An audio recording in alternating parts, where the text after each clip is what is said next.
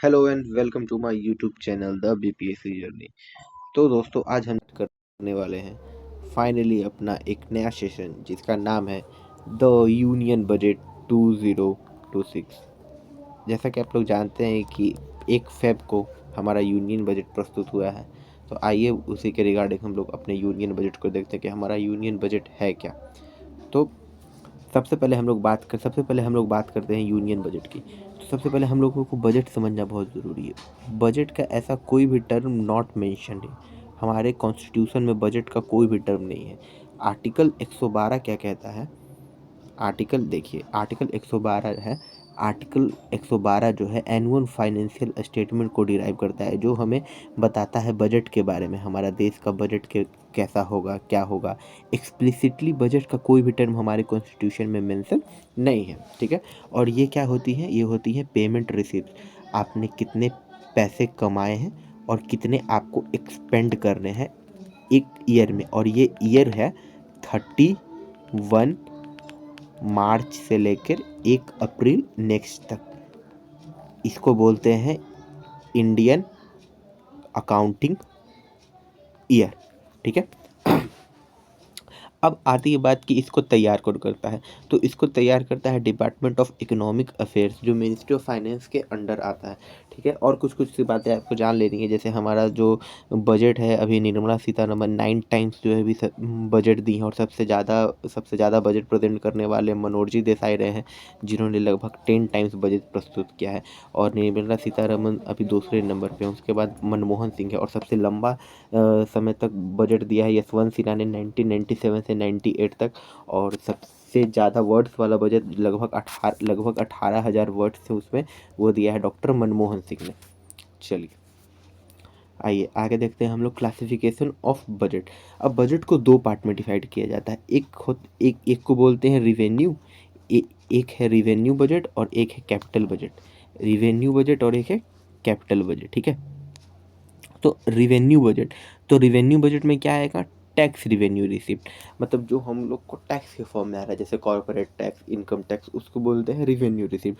Non tax, जैसे कि हम लोग जैसे सरकार को जो ज़मीनें बेच के या किसी चीज़ के को किराए पे दे के या किसी कैपिटल गुड्स को बेच के जो चीज़ें आ रही हैं, उनको बोलते हैं नॉन टैक्स रिसिप्ट। और गवर्नमेंट एक्सपेंडिचर, जो गवर्नमेंट खर्च कर रही है, उसको बोलते हैं गवर्नमेंट एक्सपेंडिचर। और फिर उसके बाद आता है कैपिटल रिसिप्ट। कैपिटल रिसीट्स वैसे रिसीट्स को बोलते हैं जो एसेट्स हो, जो फिजिकल एसेट्स हो, और पेमेंट ऑफ द गवर्नमेंट, जो गवर्नमेंट द्वारा पेमेंट किया जाए, उसको बोलते हैं कैपिटल गुड, और इसको बोलते हैं रिवेन्यू गुड, ठीक है। चलिए अब देखते हैं हम लोग अपने दूसरे पार्ट को। बजट जो है बेसिकली 2 पार्ट्स में डिवाइड होता है। एक को पार्ट ए बोलते हैं, एक पार्ट बी बोलते हैं।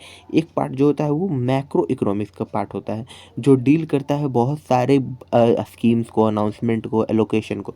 जैसे कि आप लोग देखते होंगे कि पावर सेक्टर को, जैसे अभी डिफेंस सेक्टर में लगभग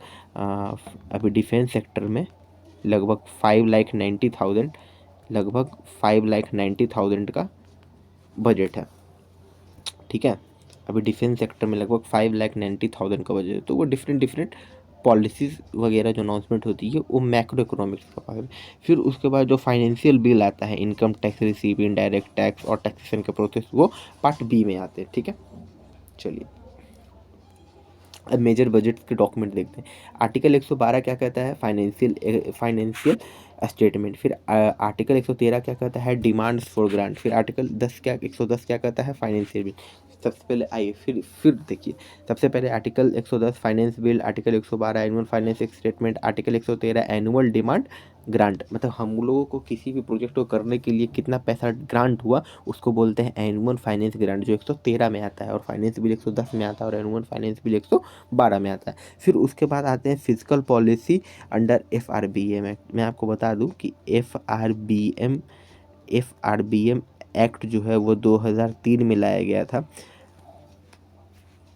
इसके अकॉर्डिंग फिजिकल मतलब आप क्या समझते हैं? जो गवर्नमेंट खर्च कर रही है और जो कमा रही है, एक्सक्लूड बोरोइंग, मतलब कितना उसने खर्च किया है, उसको बोलते हैं फिजिकल। और एट द टाइम अभी हम लोग का फिजिकल 4.2 2 या 3% के अकॉर्डिंग चल रहा है फिजिकल, ये सही है। इतना मतलब गवर्नमेंट जो रिवेन्यू कर रही है माइनस जो एक्सपेंड कर रही है इंक्लूडिंग बोरोइंग, खर्च करके, उसी को बोलते हैं फिजिकल। और इसी को मेंटेन करने के लिए कि ज़्यादा हम लोग कर्ज ना लें, इसी के लिए FRMB एक्ट जो था वो कांग्रेस सरकार ले आई थी, मनमोहन सिंह उस वक्त देश के PM थे, लेकर आई थी 2003 में। चलिए अब बात करते हैं expenditure budget, receipt budget, expenditure budget, budget at glance और key features of the budget के बारे में। आइए देखते हैं। सबसे पहले आप समझिए कि बजट का प्रोसेस क्या होता है। सबसे पहले ये देखिए, सबसे पहले क्या होता है कि बजट जो है वो लोकसभा में प्रेजेंट होता है। आपने एक सुना होगा हलवा सेरेमनी के बारे में, जब 5-6 लोगों की एक टीम होती है फाइनेंस मिनिस्टर के साथ, जब बजट बन जाता है तो वो टीम को डिटेन कर लिया जाता है कि वो लोग बाहर ना जाए, फैमिली से मिले ना, मतलब उनको सोशल लाइफ को काट दिया जाता है कुछ दिनों के लिए। और फिर उसके बाद बजट से ठीक एक दिन पहले हलवा सेरेमनी होती है, इसके बाद उनको रिलीज़ कर दिया जाता है। ये इसलिए किया जाता है कि जो भी इम्पॉर्टेंट इन्फॉर्मेशन है बजट की वो बाहर ना जा पाए, तो इसीलिए सबसे पहले वो काट दिया जाता है कि शेयर मार्केट ना गिरे। तो सबसे पहले बजट प्रस्तुत की वित्त मंत्री, फाइनेंस मिनिस्टर, फिर उसके बाद इस पर दोनों सदन में डिस्कशन होता है कि बजट कैसा है क्या है। फिर उसके बाद एक स्टैंडिंग कमेटी बनती है जो इस बजट को ग्रांट करती है। फिर उसके बाद डिटेल डिस्कशन होता है और वोटिंग होता है लोकसभा में। और फिर उसके बाद अप्रोप्रिएट फाइनेंशियल बिल पास होता है। हाँ, और आपको एक बात आपने पॉलिटी में पढ़ी होगी ज़रूर कि अगर ये बजट गिर जाए या पास ना हो तो prime minister should be resign, तो PM को रिज़ाइन करना पड़ेगा। क्या करना पड़ेगा PM को?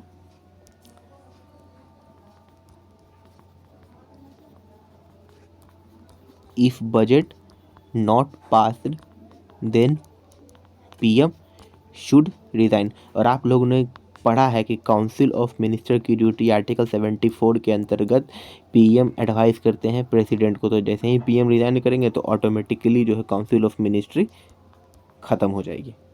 ठीक है, तो आप लोगों ने पढ़ा, तो आप लोगों ने देख लिया कि कैसे बजट प्रेजेंट होता है। सबसे पहले बजट प्रेजेंट होता है, फिर उसके बाद दोनों हाउस में उस पर चर्चा होती है, फिर स्टैंडिंग फाइनेंशियल कमेटी के लिए वो जाता है उसकी बिल पे, फिर उसके बाद वोटिंग होता है और फिर वोटिंग के बाद बजट पास होता है। फिर उसके बाद एनुअल फाइनेंशियल स्टेटमेंट बनता है। और 110 क्या बताता है? 110 बताता है फाइनेंशियल बिहेवियर के बारे में, 112 एनुअल फाइनेंशियल ग्रांट, और फिर 113 क्या बताता है? डिमांड्स फॉर ग्रांट के बारे में। चलिए अब आता है बजट की कुछ हिस्ट्री पे।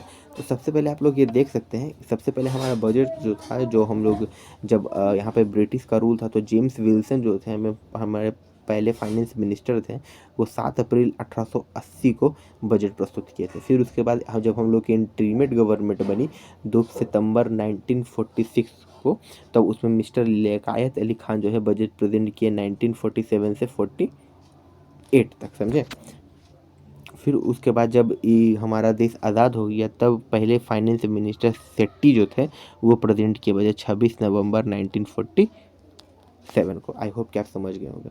सबसे पहले याद करिए, फिर से याद करिए, सबसे पहले जेम्स विल्सन किए थे 1860 में जब ये देश आज़ाद नहीं हुआ था। फिर जब इंटरमीडिएट गवर्नमेंट में लियाकत अली खान किए थे 1947-48 में। फिर उसके बाद जब ये देश आज़ाद हो गया तो 1947 में 26 नवंबर 1947 को कौन किए थे? सेट्टी।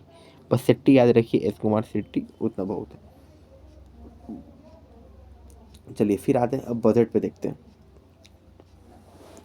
तो देखिए हम लोग का पिछला बजट जो था, पिछला बजट और ये बजट में बहुत डिफरेंस है। पिछला बजट हम लोग का था नया भारत पे, और ये बजट बेसिकली फोकस किया गया है युवाओं पे, इंपोर्ट एक्सपोर्ट पे, और मेड इन इंडिया पे ज़्यादा फोकस किया गया। ठीक है, युवा शक्ति का ये मॉडल है। ठीक है, अब सबसे पहले इसमें ध्यान रखने वाली बात क्या है कि इसमें 3 कर्तव्य बताए गए, फर्स्ट, सेकंड एंड थर्ड।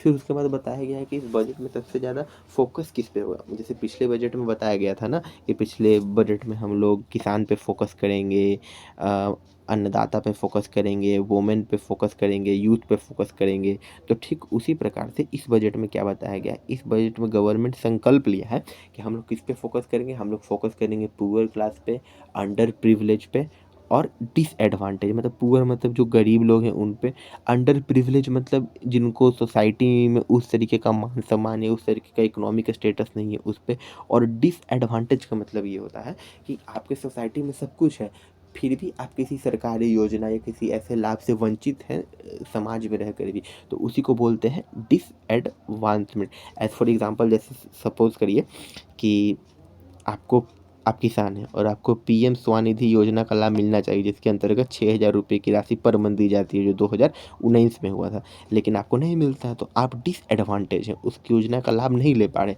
तो ऐसे लोगों की मदद करने के लिए ये बजट बनाया गया।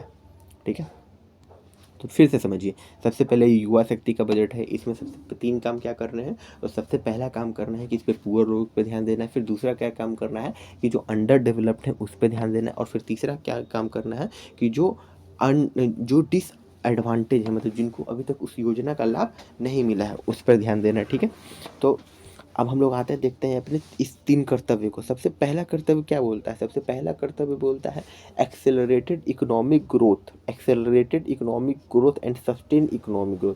एक्सेलरेटेड मतलब क्या है कि जो हम लोग का इकोनॉमिक ग्रोथ चल रहा है उसको और रफ्तार देना, और सस्टेन का मतलब क्या है कि सस्टेन मतलब होता है कि बिना किसी पर्यावरण को नुकसान किए हुए मतलब इन्वायरमेंट फ्रेंडली ग्रोथ करना। ठीक है, दूसरा क्या कर्तव्य, full aspirations of the people मतलब लोगों की उम्मीदों पर खरा उतरना। थर्ड कर्तव्य क्या है, विकसित भारत और सबका विकास, विजन ऑफ सबका विकास सबका साथ। हम मोदी जी का स्लोगन है ना, विजन ऑफ सबका विकास सबका साथ। ठीक है, तो इसी पे ध्यान देना। तो वन बाय वन करके हम लोग तीनों को देखेंगे। अब सबसे पहले देख लेते हैं कि कहाँ किस फील्ड में सबसे ज़्यादा पैसा है। देखिए, रिसिप्ट्स मतलब वो होता है ना रिसिप्ट्स मतलब क्या होता है कि हम लोग कितना पैसा कमाने वाले हैं। ठीक है, जैसे कि अब ये 2 तरीके का होता है, एक होता है रिवेन्यू रिसिप्ट और एक होता है कैपिटल रिसिप्ट। अब रिवेन्यू रिसिप्ट कितना है 18.1 और कैपिटल रिसिप्ट कितना है 35.1, और इन दोनों को जोड़िएगा तो हो जाएगा 53.4 समथिंग। मतलब सरकार इतना पैसा जो है कमाएगी, कैसे कमाएगी, रिसिप्ट से। तो कैपिटल रिसिप्ट से कमाएगी और एक रिवेन्यू रिसिप्ट से कमाएगी। तो कैपिटल रिसिप्ट कितना है 18.1 और इधर कितना है रिवेन्यू रिसिप्ट 35.3, और दोनों को अगर आप ऐड करते तो दोनों का वैल्यू कितना आता है 53.1। इसका मतलब सरकार जो है 2026-27 के टोटल बजट में 53.4 लाख समथिंग पैसे कमाएगी। ठीक है, मतलब इतना कमाएगी। तो फिर उसके बाद चलिए तो आइए समझते हैं। तो सबसे पहले अब समझते हैं हम लोग एक्सपेंडिचर, मतलब अब सरकार खर्च कहाँ कहाँ करेगी। ठीक है, तो सबसे पहले हम लोग समझे कि रेवेन्यू सरकार को 53.1% आएगा। ठीक है, और खर्च हम सरकार करेगी 58.4% के करीब, 71 पॉइंट इफेक्टिव कैपिटल एक्सपेंडिचर से और 41 पॉइंट रिवेन्यू एक्सपेंडिचर से। चलिए फिर से समझिए। सबसे पहले सरकार 35.3 समथिंग कमाएगी रिवेन्यू एक्सपेंडिचर से और 18.1 समथिंग कमाएगी कैपिटल एक्सपेंडिचर से, और इन दोनों को जब जोड़ दिया जाएगा तो इन दोनों का बजट आएगा 53.4। ठीक है, इन दोनों को अगर हम लोग ऐड कर देंगे तो हम लोग का टोटल जो बजट आएगा वो क्या आएगा 53.4। ठीक है, और सरकार खर्च कहाँ करेगी, एक्सपेंडिचर मतलब होता है खर्च करना, तो सरकार खर्च कहाँ करेगी 71 पॉइंट इफेक्टिव कैपिटल इंडेक्स पे और रिवेन्यू एक्सपेंडिचर पे 41.5, और दोनों को मिला देंगे तो कितना आएगा 58.4 समथिंग कुछ आएगा। ठीक है, और दोनों को मिला देंगे तो कितना आएगा 58.4 समथिंग कुछ आएगा, 58.4 समथिंग कुछ आएगा। तो आइए देखते हैं trends in net capital centre, ये बस आप रिमेंबर कर लीजिएगा। नॉन टैक्स आरएचएस जो है वो कितना है 1.2 है। फिर सेंट्रल नेट टैक्स रिवेन्यू कितना है तो 28.7 लाख करोड़ है। फिर नॉन टैक्स रिवेन्यू कितना है तो 6.7 लाख करोड़ है। बस इतना याद कर लीजिएगा कि नॉन टैक्स रिवेन्यू 6.7 है और सेंट्रल टैक्स रिवेन्यू 28.7 है, और जो नॉन डेप्ट है कैपिटल में वो 1.2 है। नॉन डेप्ट जो है कैपिटल में वो 1.2 है। ठीक है, बस इतना याद मिलेगा। 6.7 है, 28.7 है और 1.2 है बस। चलिए फिर उसके बाद आता है टोटल ट्रांसफ़र ऑफ स्टेट। अब जो जैसे कि आप जानते होंगे, जो फाइनेंस कमेटी बनती है वो अपनी रिकमेंडेशन देती है कि स्टेट को भी सेंट्रल को फेडरल स्ट्रक्चर के बेसिस पे कुछ पैसे अलाउ कर रहे हैं। तो उसी वही यहाँ पे डेटा दिया गया कि पिछले साल 23.4 था और इस समय बढ़ के वो 26.2 हो गई। चलिए अब आगे देखते हैं। बेसिकली जो क्वेश्चंस आएंगे वो इसी से आएंगे। तो इसमें ना सबसे ज़्यादा बजट किसका है? ट्रांसपोर्ट का, क्योंकि बजट ही ट्रांसपोर्ट का है। इसमें एक्सपोर्ट को बढ़ाना है। जो टैरिफ वैरिफ अमेरिका लगाया था ना, उसके इफेक्ट को कम करने के लिए एक्सपोर्ट को बढ़ाना, तो इसीलिए बजट ट्रांसपोर्ट का। फिर 594 लाख करोड़ डिफेंस का, पिछले बार से 15% ज़्यादा का बजट है डिफेंस का इस बार।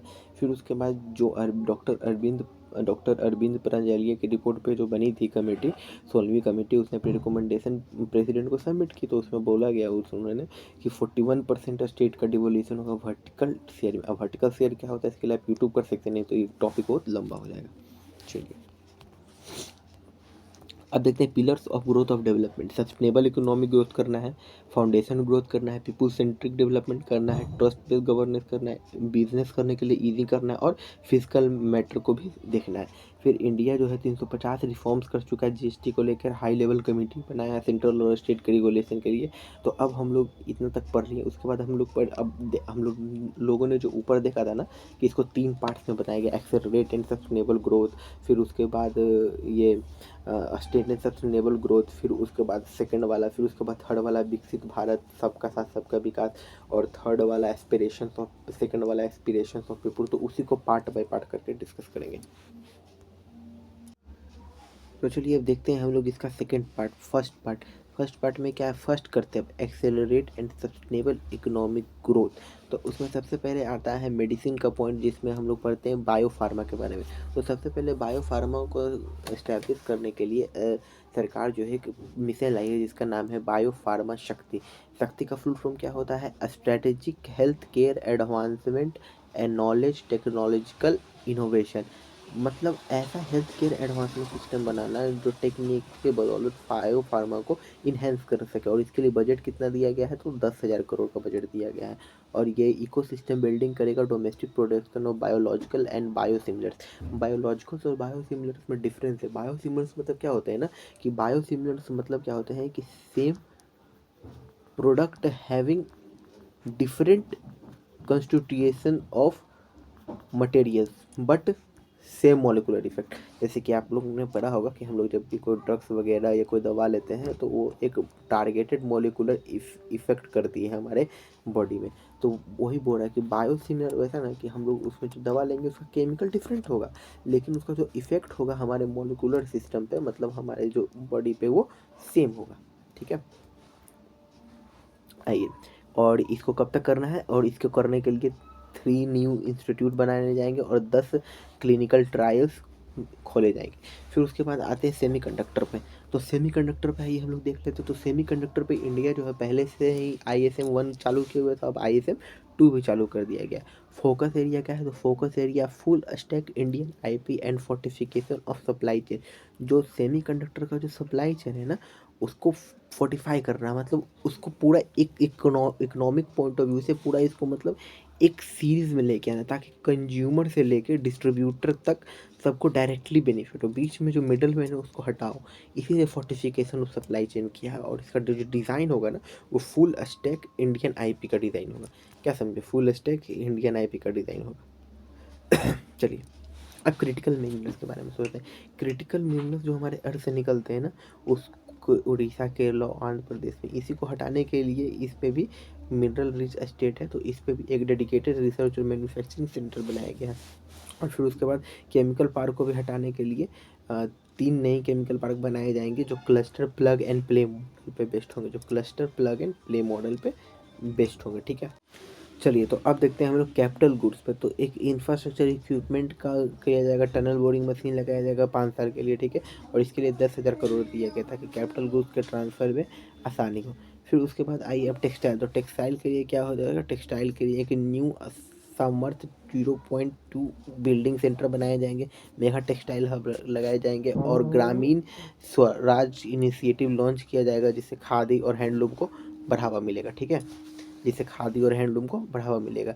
टेक्सटाइल एक्सपेंशन एम्प्लॉयमेंट स्कीम करेगा। नेशनल फाइबर स्कीम लाया जाएगा, जो वूल जूट को सब पार्ट में इसको डिवाइड कर दिया गया। चलिए देखिए, टेक्सटाइल वालों को 5 सब पार्ट में डिवाइड किया गया। सबसे पहले नेशनल फाइबर स्कीम लाया जाएगा, फिर टेक्निकल एक्सपैंड होगा, फिर national handloom and handicraft manufacturing programme Samarthya 2.0, फिर मेगा पार्क बनाए जाएंगे, फिर Mahatma Gandhi Rashtriya Swaraj initiative to extend khadi, khadi को इनिशिएट करने के लिए। चलिए, फिर goods export, a dedicated initiative to support promoting research and design always material. जो हम लोग के स्पोर्ट्स में जैसे कि जो फुटबॉल में या क्लब में जो लगते हैं, तो उनके लिए भी एक नया आता है। फिर उसके बाद आता है मीम्स। तो मीम्स क्या है कि मीम्स का जो फंड है वो 2021 में सेटअप हुआ था। 20,000 करोड़ दिया गया था इसको सपोर्ट करने के लिए, और इसको और आगे बढ़ाया जाएगा। फिर उसके बाद है लिक्विडिटी सपोर्ट। ट्रेड रिसोर्स पर भी लिक्विडिटी सपोर्ट किया जाएगा, क्रेडिट ग्रांट किया जाएगा, जेम ट्रेड इंटीग्रेशन होगा और नेशनल मार्केट सिक्योर होगा। फिर उसके बाद कॉर्पोरेट मिथ्स की बहाली होगी। कॉर्पोरेट मिथ्स मतलब जो पैरा प्रोफेशनल्स होंगे, जो मीम्स में कंपाइलेशन में इन्वेस्ट करेंगे ICL ICMR से, उनको ट्रेन प्रोफेशन की बहाली होगी लगभग 2 लाख के करीब में, ठीक है। चलिए अब बात करते हैं डिलीवरी या पावरफुल पुश इंफ्रास्ट्रक्चर। तो अब आता है delivering a powerful push to infrastructure. अब इंफ्रास्ट्रक्चर को बढ़ाने के लिए एक ग्रिड की स्थापना की जाएगी। एक पार्शियली क्रेडिट गारंटी दिया जाएगा लेनर्स को, ताकि वो इंफ्रास्ट्रक्चर को बूस्ट कर सके। फिर एक फ्राइट कॉरिडोर में तो समझते हैं, एक डेडिकेटेड कॉरिडोर हो गई ट्रेन की, जो गुड्स को लेके यहाँ से वहाँ जाएगी। तो ये सूरत से चलेगी और डंकी जो अरुणाचल प्रदेश में है वहाँ पर जाके ये ख़त्म होगी, ठीक है। फिर उसके बाद अब सी प्लेन को भी बनाने के लिए सी प्लेन वैल्यूडिटी गैप फंड दिया जाएगा, ठीक है। फिर उसके बाद एसेट मोनेटाइजेशन करने के लिए रियल इस्टेट इन्वेस्टमेंट ट्रस्ट की स्थापना की जाएगी। फिर उसके बाद सिटी को भी इकोनॉमिकल जोन बनाने के लिए हाई स्पीड रेल कॉरिडोर बनाया जाएगा, जैसे कि वाराणसी से सिलीगुड़ी, दिल्ली से वाराणसी, चेन्नई से बेंगलुरु, मुंबई से पुणे, ठीक है। फिर उसके बाद कार्बन कैप्चर यूटिलाइजेशन स्टोर लगाया जाएगा। इसके लिए कम से कम 20,000 करोड़ रुपए खर्च किए जाएंगे। जैसे कि आप जानते होंगे कि जितनी भी केमिकल फैक्ट्रियाँ हैं या माइनिंग एरिया, वहाँ पे जब भी किसी मिनरल्स को एक्सट्रैक्ट किया जाता है by the process of ores, या बाय द प्रोसेस ऑफ डिसेंटिफिकेशन, या by the process of froth flowing, तो उसमें क्या होता है ना कि उसमें बहुत ज़्यादा कार्बन निकलता है, जो ग्लोबल वार्मिंग को बढ़ा रहा है और पेरिस एग्रीमेंट को तोड़ रहा है। 1.7 डिग्री सेल्सियस हम लोग को पेरिस एग्रीमेंट करना है, जो 2015 में हुआ था, उसको तोड़ रहा है। तो इसी के लिए ना कार्बन यूटिलाइजेशन लगाया जाएगा, और इसके लिए 10-20 हज़ार करोड़ रुपया नेक्स्ट 5 मंथ में दिया जाएगा, ठीक है। कार्बन यूटिलाइजेशन के लिए कितना दिया जाएगा? 20,000 करोड़ रुपया दिया जाएगा। चलिए, फिर उसके बाद हम लोग 200 लेगेसी इंट्रोड्यूस करेंगे। इंडस्ट्रियल कल्चर के जो कंपटीशन और इंफ्रास्ट्रक्चर टेक्नोलॉजी को ऑपरेट करेगा। फिर उसके बाद हम लोग जो है ना वो पब्लिक कैपिटल एक्सपेंडिचर 12.12 लाख बढ़ाएंगे, जो 2026 से 2027 के बीच में, 12.2 लाख बढ़ाएंगे। और कार्बन स्टोरेज के लिए कितना करेंगे? 20,000 करोड़ करेंगे। चलिए, अब आता है फाइनेंशियल सेक्टर। तो बैंकिंग सेक्टर के लिए एक high level banking committee for विकसित भारत, और ये लोन वोन देने का जितना काम है ये सब यही देखेगी। फिर उसके बाद deepening the bond market. Bond market में भी ज़्यादा इन्वेस्टमेंट है, लिक्विडिटी बनी रहे, उसके लिए भी कॉर्पोरेट बॉन्ड लाइसेंस और टोटल रिटर्न से बुक किया जाएगा, और म्यूनसिपल बॉन्ड होगा हायर सिटीज़ के लिए। फिर foreign investment and easy of doing business करने के लिए पोर्टफोलियो इन्वेस्टमेंट स्कीम लाई जाएगी, जिससे आप लोग अपने इन्वेस्टमेंट क्यूटी में भी कर सकते हैं। और ये हमारे रिव्यू रूल भी लाए जाएंगे, जो फॉरेन एक्सचेंज मैनेजमेंट को अच्छे से इम्प्लीमेंट करेंगे, ठीक है।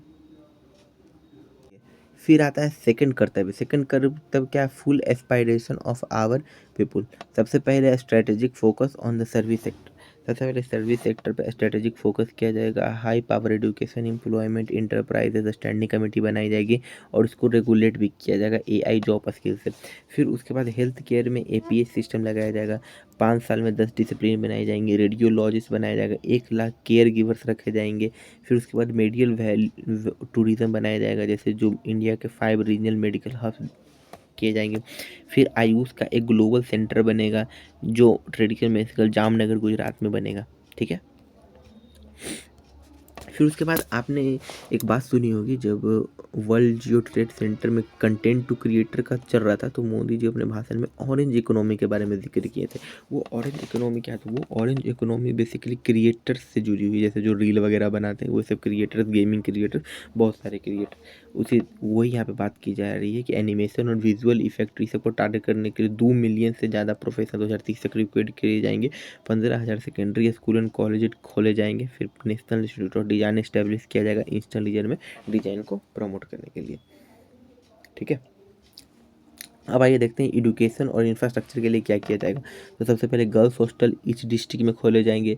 फिर उसके बाद एक 5 टाउनशिप यूनिवर्सिटी डेवलप की जाएगी। फिर upgraded optical farmer Cosmo planetarium develop किया जाएगा। फिर उसके बाद टूरिज्म के लिए क्या किया जाएंगे, तो नेशनल इंस्टीट्यूट ऑफ हॉस्पिटैलिटी खोली जाएगी, 10,000 गाइड रहेंगे उसमें। फिर नाइस ट्रेल खोले जाएंगे जम्मू टटल ट्रेल कुश्तर में, और बर्ड वॉचिंग ट्रेल पुलिकटलेट में। Heritage site 15 heritage site Lothal, Dholavira और सारनाथ। 15 हेरिटेज साइट, ये देख लीजिए, ये इंपॉर्टेंट है।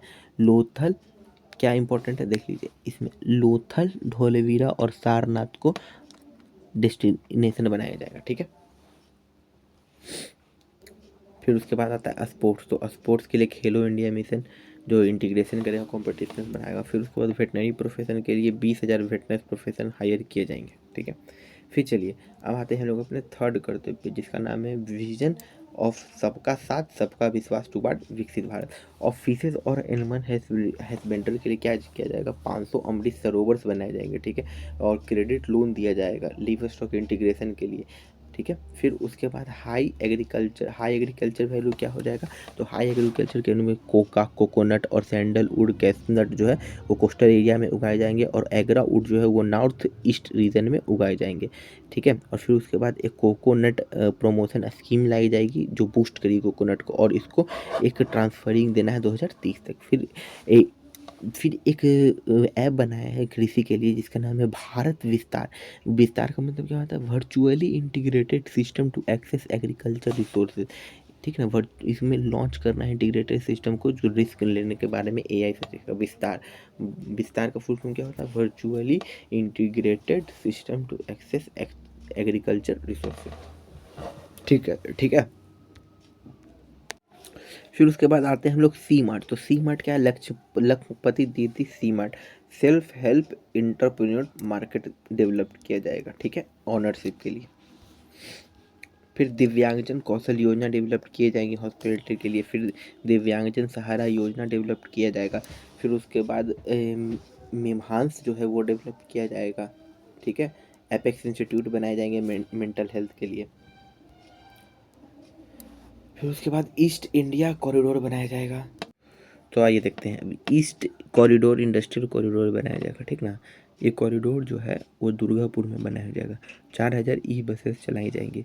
फिर नॉर्थ ईस्ट कल्चरल रीजन जैसे त्रिपुरा, अमेठी और ये सब को प्रिजर्व किया जाएगा जो बूथ सर्किट के रूप में। ठीक है,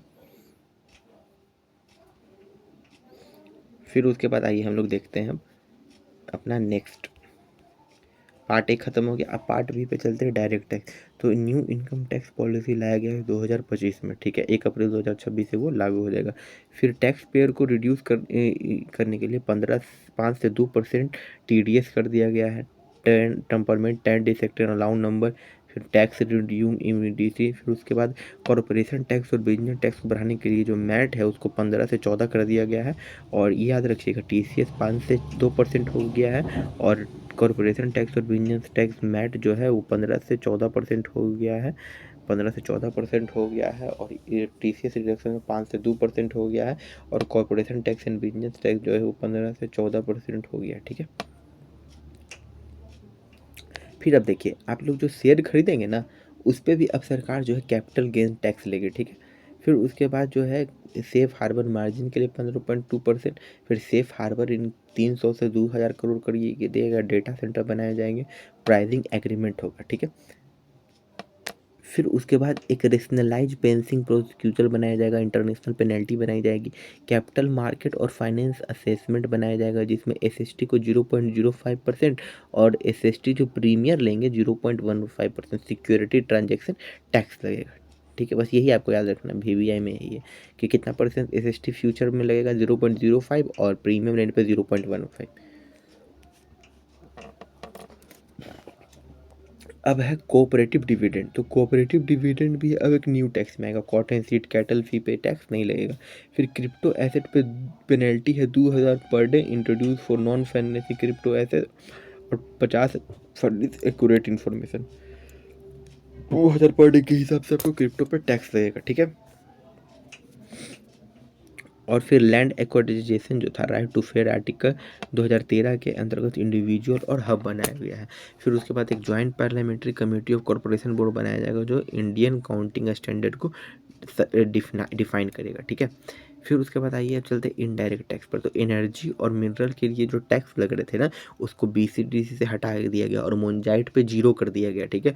और सोलर पैनल में सोलर ऑटोनोमेट का जो इस्तेमाल होता था ना, सोडियम एटिनोमेट का जो इस्तेमाल होता था उसको भी 0% कर दिया गया। सोलर एटिनोमेट, ये याद रखिएगा, ये भी आई है सोलर प्लेट में सोलर एटिनोमेट, ठीक है।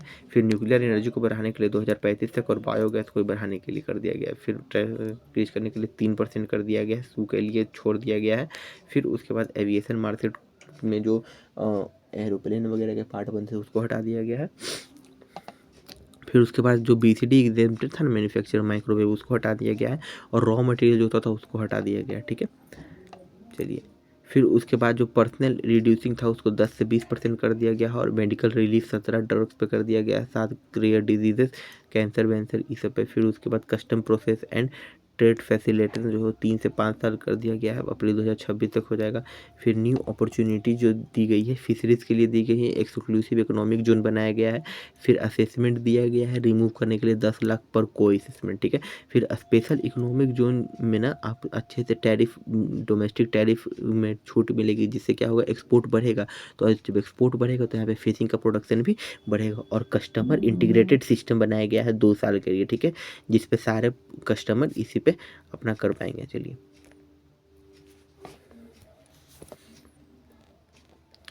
अब उसके बाद ये समरी है, ये समरी आप लोग खुद से पढ़ लेंगे, ऐसे ही कुछ खास ही इम्पोर्टेंस समरी नहीं है, ठीक है।